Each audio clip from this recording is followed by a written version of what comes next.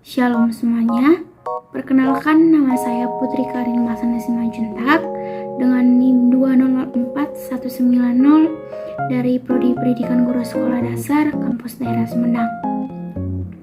Di sini saya akan menjelaskan mengenai Marketplace Ministry. Namun sebelumnya kita bersatu di dalam doa. Ya Allah Bapa yang Maha Tata tinggi dalam kerajaan sorga, segala puji dan syukur Tuhan untuk segala penyertaan dan berkat-Mu kepada kehidupan kami, kepada detik ini Tuhan. Engkau senantiasa memberkati kami, Engkau senantiasa bersama-sama dengan kami ya Tuhan. Ya Bapa, sebentar kami akan melanjutkan pembelajaran kami tentang Marketplace Ministry. Engkau selalu menyertai, memberikan pembelajaran ini Tuhan menjadi pembelajaran yang bermakna bagi kami. Terima kasih Bapa, terima kasih Roh Kudus, dalam nama Tuhan Yesus Kristus kami berdoa mengucap syukur hanya kepada Engkau. Amin. Oke, sekarang kita masuk ke pembahasan kita mengenai Marketplace Ministry. Namun sebelumnya, apa sih yang dimaksud dengan Marketplace? Nah, Marketplace itu yang kita tahu adalah tempat perbelanjaan. Namun di sini kita akan membahas terlebih dahulu dalam arti kata marketplace.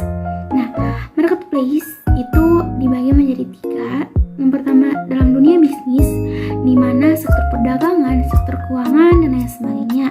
Yang kedua adalah dunia kerja, di mana pekerjaan, perkuliahan kita sebagai mahasiswa, pekerjaan karir yang sedang kita tempuh, dan tempat di mana kita bekerja atau tempat di mana kita melaksanakan pendidikan seperti universitas. Nah, dan yang terakhir adalah dunia kita, di mana semua bidang kehidupan dari Senin sampai Minggu yang melibatkan diri kita, yang melibatkan pribadi kita. Nah, itu adalah jenis dari marketplace yang saat ini ada di dunia ini, yang kita sebagai manusia itu hidup dalam 3 bidang ini. Kita sebagai manusia adalah makhluk sosial yang tidak bisa lepas dari yang namanya kehidupan bersosialisasi dengan orang lain, kehidupan dengan orang lain, yang kita tidak bisa hidup dengan individualis. Maka secara marketplace ini kita memiliki 3 bidang yang kadangkala atau kita akan melalui fase-fase ini untuk nanti di kehidupan kita. Nah, dari pembahasan sebelumnya kita dapat mengatakan bahwa manusia tidak terlepas dari yang namanya kehidupan bersosialisasi dengan orang lain, kehidupan yang melibatkan orang lain, kehidupan sosial yang melibatkan pekerjaan mereka. Dan karena hal ini, manusia menjadikan pekerjaan, kegiatan sekuler menjadi sebuah pengkategorian dengan kegiatan keimanan atau kerohanian, di mana dalam kegiatan sekuler atau pekerjaan mereka cenderung mengkategorikan ada beberapa hal, yaitu spiritual dan material, yaitu fisik, juga personal dan struktural institusional, lebih ke relasional dan kultural dalam lingkungan pekerjaan mereka. Sedangkan dalam kehidupan kerohanian mereka cenderung menjadikan gereja sebagai institusional, perbedaan pelayanan di gereja dan juga di masyarakat, dan juga melakukan pelayanan sebagai sebuah pekerjaan. Nah, yang tadi di dalam pekerjaan mereka memperlakukan hal-hal yang sepatutnya itu tidak dilakukan oleh manusia, seperti bertindak semena-mena, bertindak iri dengki, dan lain sebagainya, yang mereka lakukan untuk mendapatkan yang namanya sebuah jabatan atau sebuah kekuasaan dalam bidang pekerjaan mereka demi mendapatkan uang.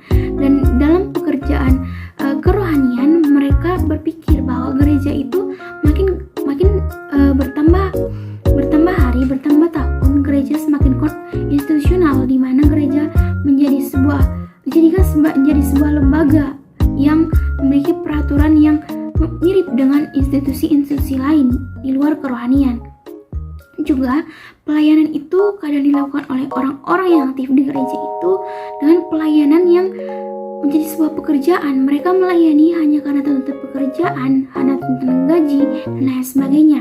Juga beberapa pelayan-pelayan itu bisa saja mereka melakukan pelayanan itu berbeda antara sikap yang mereka tunjukkan di gereja berbeda dengan apa yang mereka lakukan dalam kegiatan sehari-hari mereka, apa yang mereka berikan kepada orang lain, apa yang mereka berikan kepada jemaat-jemaat di gereja cenderung berbeda dengan apa yang mereka cerminkan dari diri mereka ketika mereka menjadi seorang masyarakat biasa di luar pelayanan mereka. Nah, Injil Yeremia 29 ayat 7 mengatakan kepada kita bahwa usahakanlah kesejahteraan kota kemana kamu aku buang, dan berdoalah untuk kota itu kepada Tuhan, sebab kesejahteraannya adalah kesejahteraanmu. Kita juga diingatkan dalam Kolose 3 ayat 23, apapun yang kamu perbuatlah dengan segenap hatimu seperti untuk Tuhan, bukan untuk manusia. Dari sini kita bisa melihat bahwa orang atau mereka yang sudah mengenal Tuhan pastinya akan bisa atau pastinya harus berpedoman terhadap nats ini, di mana kita sebagai seorang manusia yang bekerja, yang bertempat di tempat yang kita sekarang ini tempati, harus mengusahakan bagaimana kita bisa membawa kesejahteraan kepada tempat itu. Kita bisa membawa diri kita menjadi orang yang berguna, orang yang membawa berkat bagi tempat itu, sehingga tempat itu dengan tempat yang penuh damai, tempat yang penuh dengan sejahtera.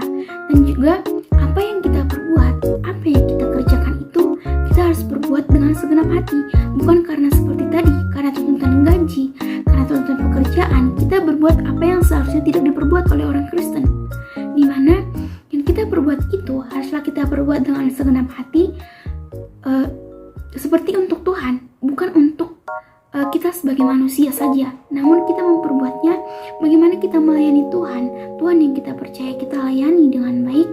Itulah pelayanan yang bisa kita lakukan juga kehidupan kita sehari-hari kepada orang lain, kepada organisasi kita, pekerjaan kita, dan orang-orang dalam dunia pekerjaan kita.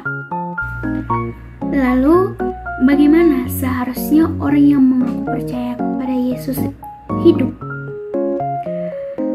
Dalam perumpamaan tentang lalang dan gandum, lalang di antara gandum dalam Matius 13 ayat 24-30 mengajarkan kita bahwa Yesus membiarkan lalang dan gandum tumbuh bersamaan, di mana lalang adalah hama bagi gandum, namun gandum tetap dibiarkan tumbuh bersama dengan lalang, di mana hal ini menegaskan kepada kita bahwa pada akhirnya gandum saja yang akan diambil dan ilalang yang akan dibuang. Dalam arti gandum yang akan diambil itu menjadi manusia yang mengaku percaya kepada Yesus hidup dengan baik, dan mereka lah yang akan mendapatkan apa yang dijanjikan oleh Tuhan. Sedangkan lalang yang diumpamakan sebagai orang yang tidak hidup dengan apa yang seharusnya mereka lakukan sebagai orang yang percaya kepada Yesus, itu mereka menjadi dibuang atau mereka tidak akan terpakai lagi, karena mereka adalah diperbuangkan sebagai lalang yang akan dibuang kepada tempat pembuangan.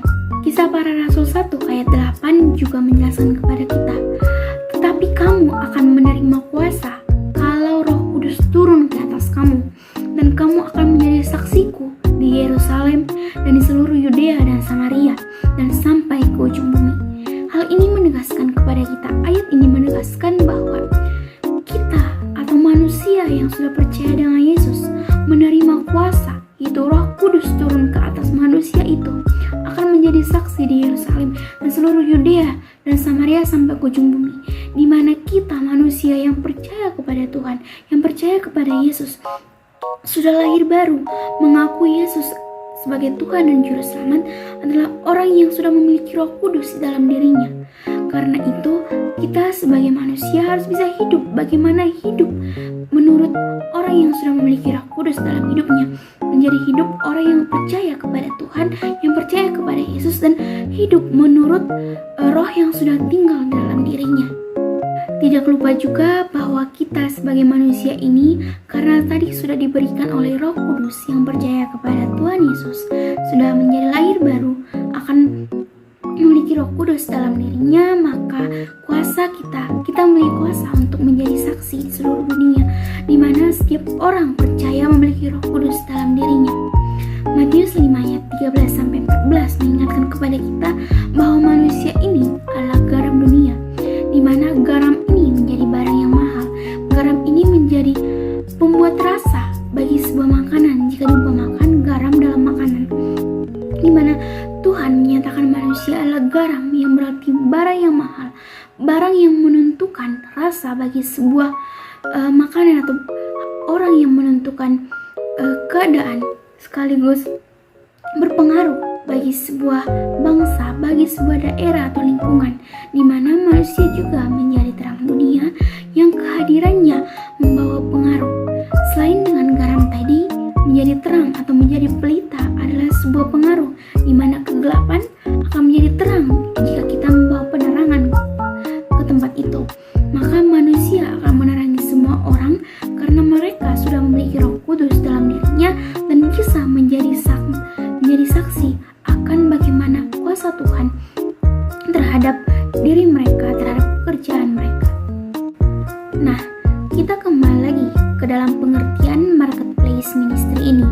Nah, marketplace ministry ini merupakan pelayanan di mana Tuhan tempatkan kita.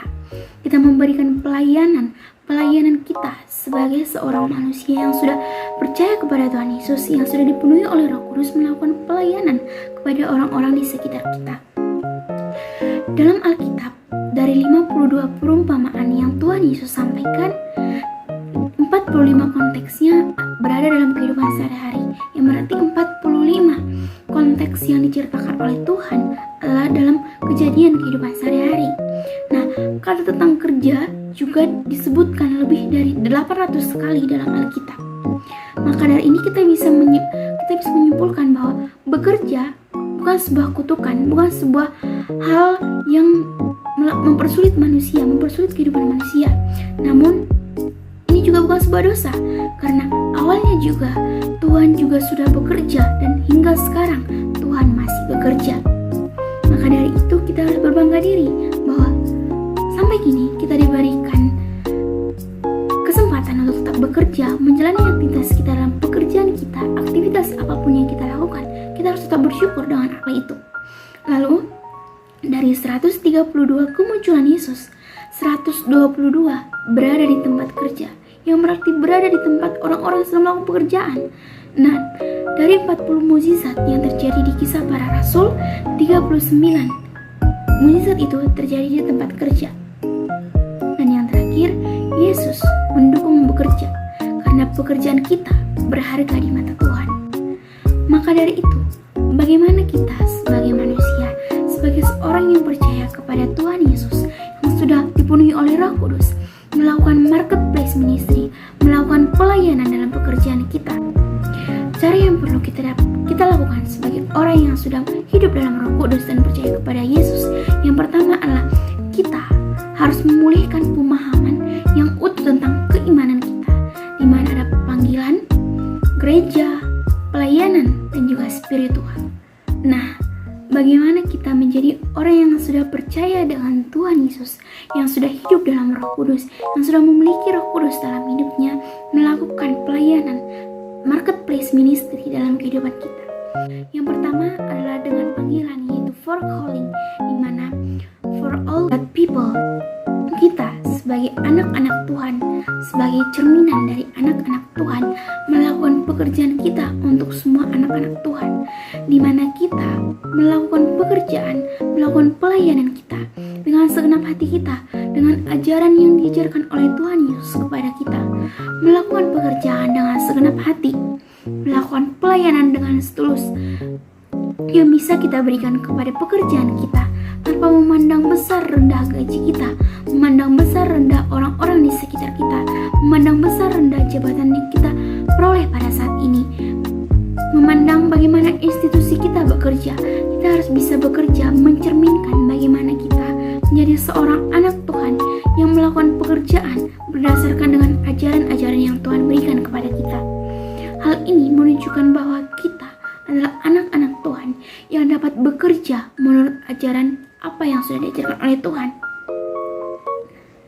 Dalam hal ini, kita harus bisa menunjukkan bahwa kita adalah orang-orang yang dapat melayani bagaimana anak-anak Tuhan semestinya untuk melayani. Kita melakukan pekerjaan bukan karena tuntutan seberapa besar gaji kita, seberapa berat undang-undang yang harus kita tanggung, yaitu seberapa besar pelayanan yang dapat kita berikan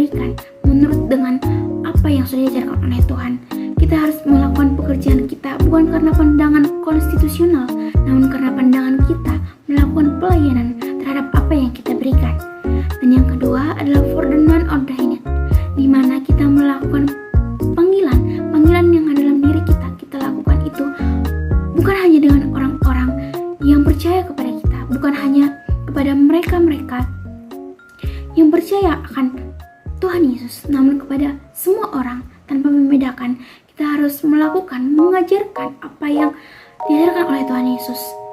Kita harus melakukan hal-hal baik yang mencerminkan bagaimana anak-anak Tuhan itu bekerja, bagaimana anak-anak Tuhan itu berperilaku, sehingga orang-orang di luar kita mengetahui bahwa kita adalah benar-benar anak Tuhan. Mempelajari makna dan juga pesan-pesan dari Tuhan yang dapat kita terapkan dalam kehidupan kita. Hal ini menunjukkan bahwa kita melakukan marketplace ministry, melakukan pelayanan yang seutuhnya yang dapat kita lakukan untuk lingkungan kita, untuk orang-orang yang dekat kepada kita, untuk orang-orang yang percaya kepada Tuhan kita. Nah, yang selanjutnya adalah bagaimana kita marketplace ministry ini kita terapkan dalam gereja, di mana sheltered and gathered community, di mana kita sebagai manusia yang melakukan pekerjaan, yang melakukan aktivitas kita di hari Senin sampai dengan hari Sabtu, kita melakukan pekerjaan kita dengan apa yang bisa kita berikan, dengan pelayanan yang bisa kita berikan, mengikuti dengan ajaran yang Tuhan berikan kepada kita.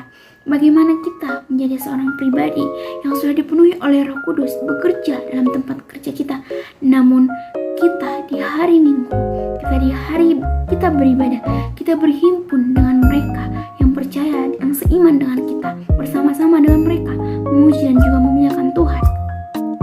Hal ini yang dapat kita lakukan. Bagaimana kita di tempat kerja melakukan pekerjaan, namun dalam batas bagaimana kita bekerja sambil juga melayani, melakukan pekerjaan kita dengan pelayanan, namun di hari Minggu kita bersekutu, memperkuat cara kita untuk melayani lebih lagi di hari selanjutnya, namun kita terlebih dahulu memperkuat bagaimana pelayanan yang kita berikan untuk orang-orang lain, dan kita bersekutu bersama dengan orang-orang seiman dengan kita.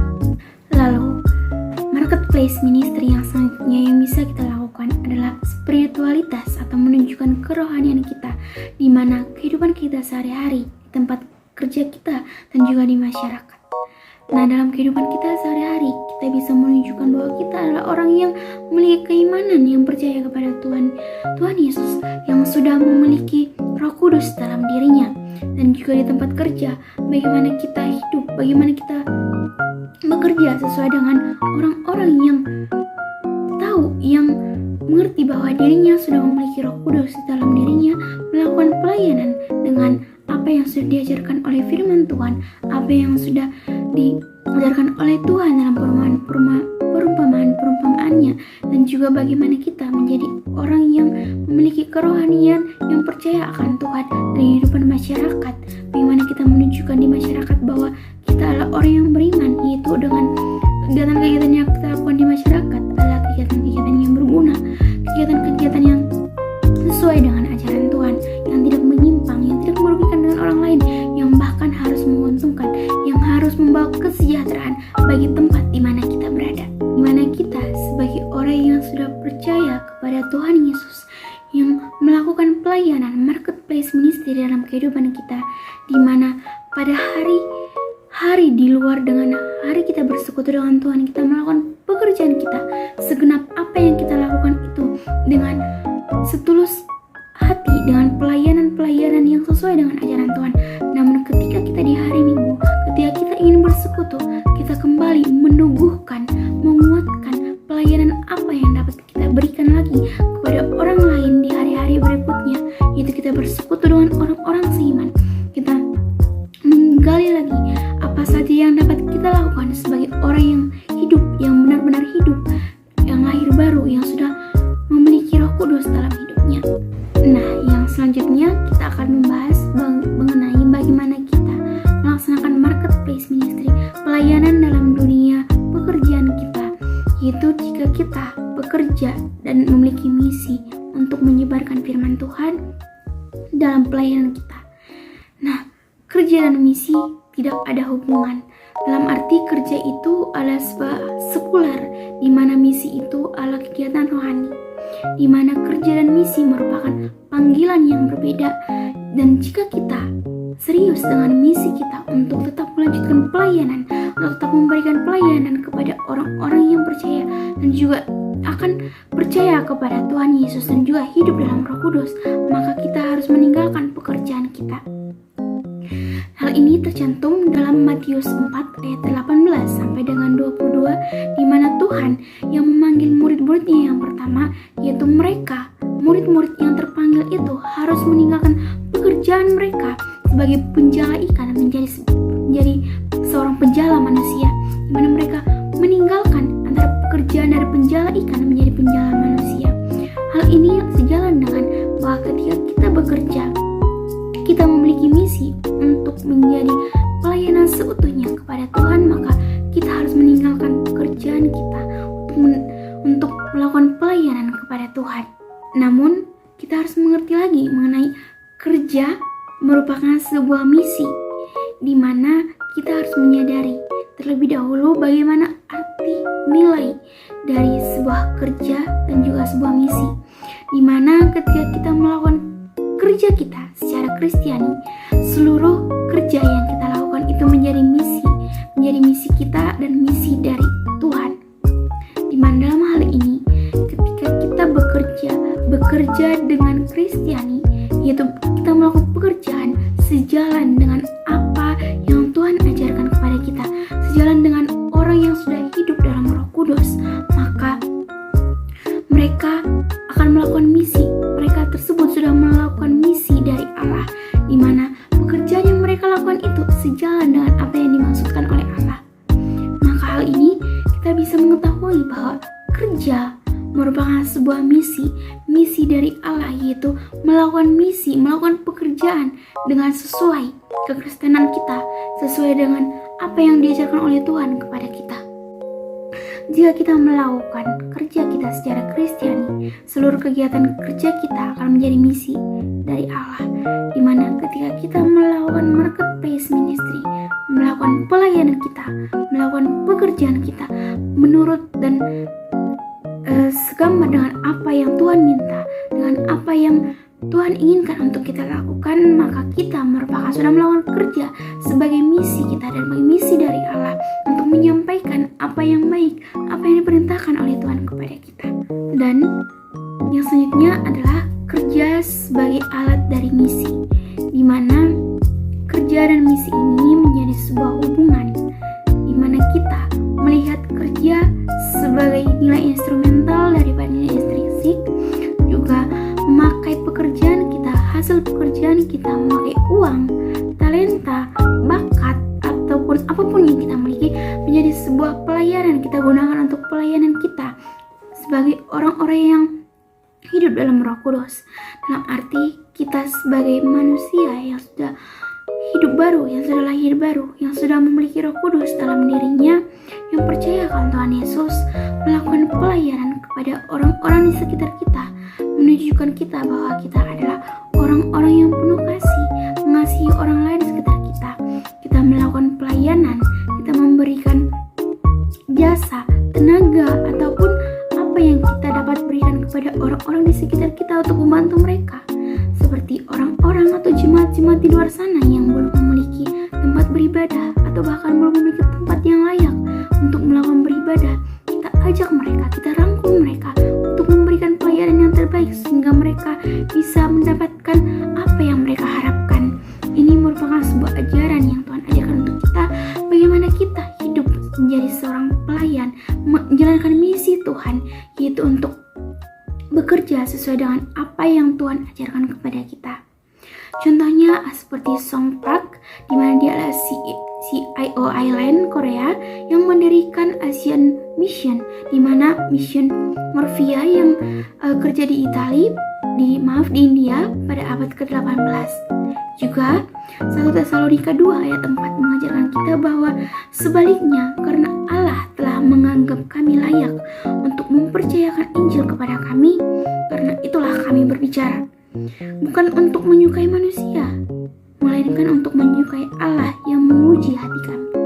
Maka dari itu kita melakukan pelayanan sebagai misi, bukan untuk manusia itu, bukan untuk melayani teman-teman kita, namun karena misi itu kita tahu bahwa kita melakukan itu untuk Tuhan kita, menolong orang lain untuk memahami iman Kristiani. Kita sebagai umat Kristiani yang sudah percaya kepada Tuhan Yesus, yang sudah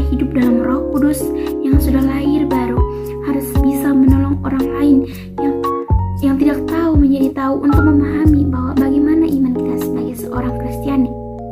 Karena kekristenan itu merupakan suatu cara hidup di dunia dengan dukungan dari komunitas orang percaya, dengan dukungan dari orang lain, dan penebusan merupakan bersifat sosial dan kolektif, bukan hanya sekedar pengalaman pribadi. Penebusan yang kita terima merupakan bersifat sosial dan juga untuk orang-orang yang dikumpulkan, bukan hanya sekedar pengalaman pribadi yang dimiliki oleh beberapa orang saja. Juga menyadari bahwa relevansi ajaran Alkitab dalam dunia kerja dan juga komunitas iman, kita harus bisa menghubungkan bagaimana relevansi ajaran Alkitab dan juga ajaran Alkitab kita hubungkan dengan bagaimana dunia pekerjaan kita dan juga komunitas iman yang saat ini sedang kita ikuti. Lalu, kita juga harus bisa menggunakan model penafsiran masa kini yang alkitabiah, efektif, setia, dan membantu relevansi Alkitab bagi kehidupan kita sehari-hari. Kita harus selalu mencari bagaimana penggunaan kehidupan kita sehari-hari itu kita lakukan, kita jalani dengan menggunakan penafsiran masa kini dari Alkitab yang memang efektif dan juga sesuai dengan apa yang Alkitab ajarkan. Itu kita harus selalu tidak bosan untuk mencari dan menemukan kembali bagaimana penafsiran masa kini, bagaimana kita sebagai manusia masa kini melaksanakan kehidupan kita, melaksanakan pekerjaan kita sesuai dengan ajaran Alkitab, sesuai dengan apa yang Tuhan ajarkan kepada kita, menjadi wujud pelayanan yang dapat kita lakukan dalam kehidupan kita sehari-hari, baik dalam orang lain atau bahkan dalam diri kita sendiri. Kita sebagai orang yang sudah hidup dalam iman, sudah lahir baru, sudah percaya akan Tuhan Yesus, yang sudah memiliki Roh Kudus dalam hidupnya, kita harus bisa memulihkan kembali pengertian Alkitab tentang pelayanan marketplace ministry yang kita berikan itu, yang kita lakukan itu, pelayanan dalam pekerjaan yang kita lakukan itu menjadi sebuah pelayanan yang utuh sesuai dengan ajaran Tuhan Yesus, di mana kita melakukan diakonia, yaitu melayani orang sesuai dengan pola pengorbanan Kristus, dan di mana melalui itu Allah bekerja memberi kita hidup baru. Pelayanan yang kita berikan sesuai mengikuti dengan ajaran-ajaran Tuhan Yesus, tidak bertentangan dengan ajaran-ajaran yang Alkitab berikan kepada kita. Dan juga kita harus bisa meneladani Kristus dalam konteks kehidupan kita sehari-hari, di mana pelayanan tidak terbatas seperti pelayanan yang hanya diberikan oleh penatua gereja atau pendeta saja, namun pelayanan yang diberikan di luar daripada itu.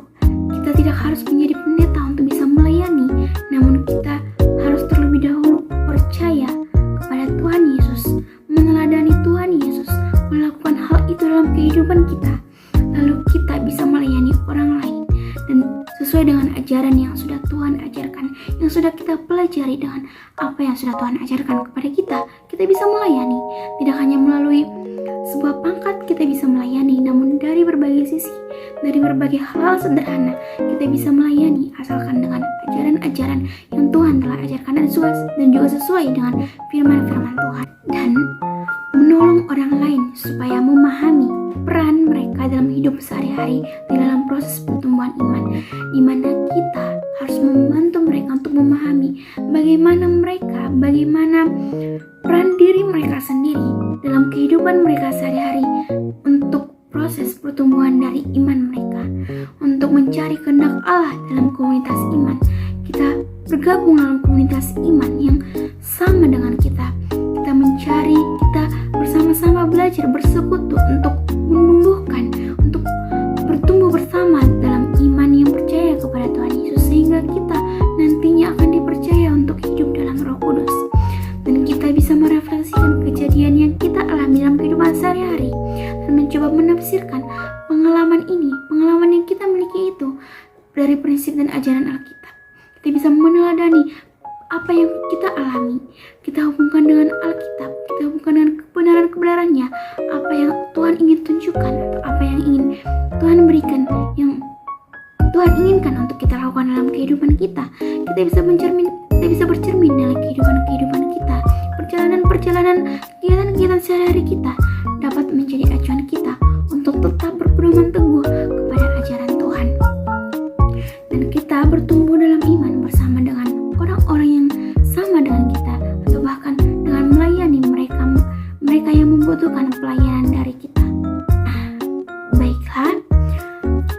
Sekian penjelasan dari saya mengenai bagaimana marketplace ministry. Kita sebagai orang Kristen, kita sebagai orang yang sudah hidup dalam Roh Kudus, yang sudah lahir baru, yang percaya akan Tuhan, hidup melayani, memberikan pelayanan dalam pekerjaan kita sesuai dengan ajaran yang Tuhan berikan kepada kita. Baiklah, semoga apa yang telah saya sampaikan dapat bermanfaat bagi kita. Tuhan memberkati kita selalu. Tuhan menyertai kehidupan kita selalu. Amin.